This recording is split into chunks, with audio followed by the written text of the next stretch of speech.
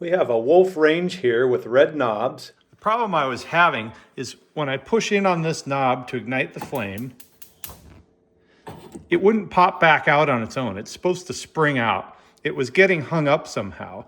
And a lot of the other videos said, take some grease and put it way back in there in the shaft collar and work it in and out. But when I take a knob off and I just push, see, it pops out on its own just fine. So that's not the problem here. The problem I found is that this bezel is off center and it's causing friction, and it's hard to see it, but in this case, you can see it's wider here than here, and that's causing it to bear down on this little collar. Even when this guy's in place, there's just too much friction and it won't come out.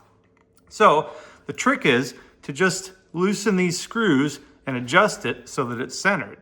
Okay, we're back. I just adjusted it, and you can see that it's a little bit better centered. And we'll put the little collar back in there. You can see the knob has a flat recess, so that corresponds there. And you just push it on, and you can see now it ignites just fine.